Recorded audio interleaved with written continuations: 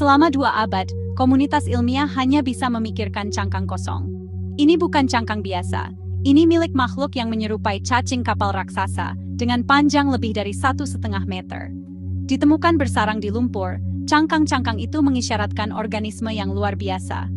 Tapi makhluk apakah itu? Bagaimana ia hidup? Dan mengapa tidak ada yang pernah menemukan spesimen hidup?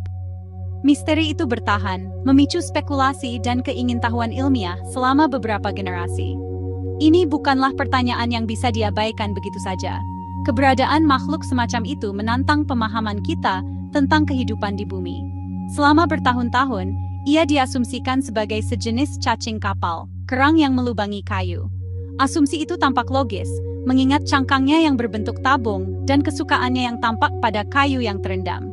Namun ada sesuatu yang tidak tepat.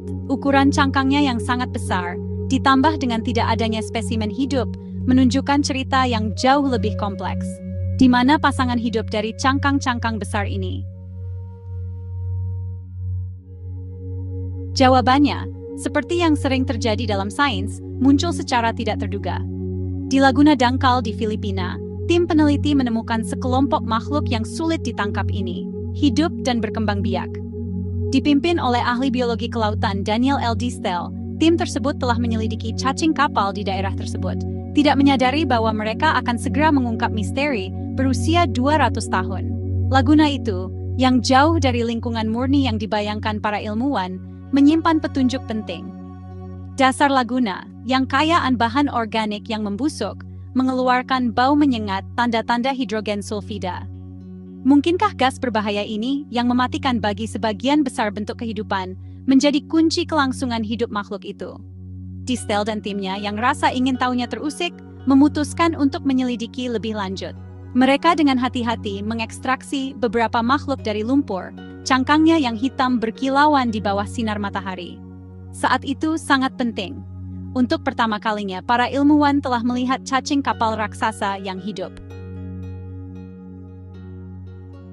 Makhluk itu, yang diberi nama Kupfus polythalamia, ternyata lebih aneh dari yang dibayangkan siapapun.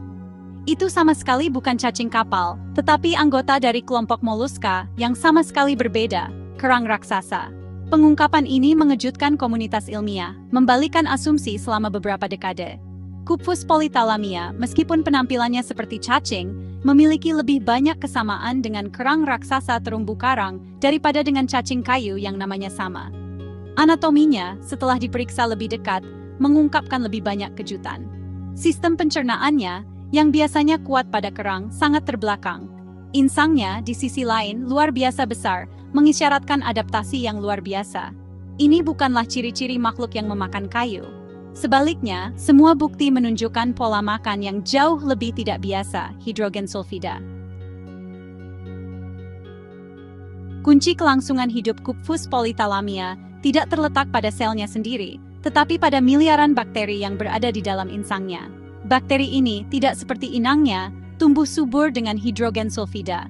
Mereka memiliki kemampuan unik untuk mengubah gas beracun ini menjadi energi, sebuah proses yang dikenal sebagai kemosintesis. Kupfus polythalamia, pada gilirannya, menyediakan tempat berlindung yang aman bagi bakteri dan pasokan hidrogen sulfida yang stabil dari lumpur di sekitarnya. Hubungan yang saling menguntungkan ini, yang dikenal sebagai simbiosis, adalah rahasia kesuksesan makhluk itu.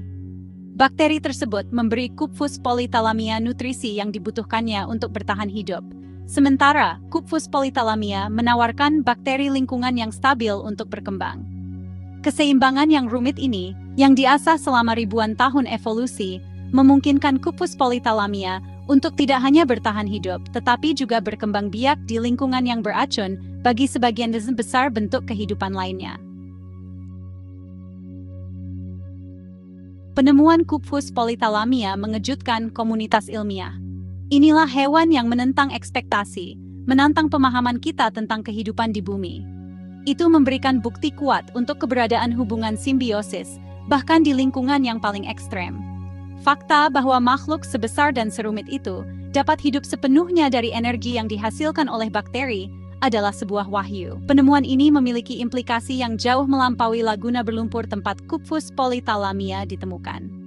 Ini mendukung teori tentang kehidupan di bumi purba, di mana ekosistem kemosintetik serupa mungkin berkembang tanpa adanya sinar matahari. Ini juga memicu spekulasi tentang kemungkinan kehidupan di planet lain, di mana lingkungan ekstrem mungkin menyimpan organisme yang beradaptasi serupa. Penemuan Kupus polythalamia berfungsi sebagai pengingat yang kuat bahwa planet kita masih menyimpan misteri yang menunggu untuk diungkap.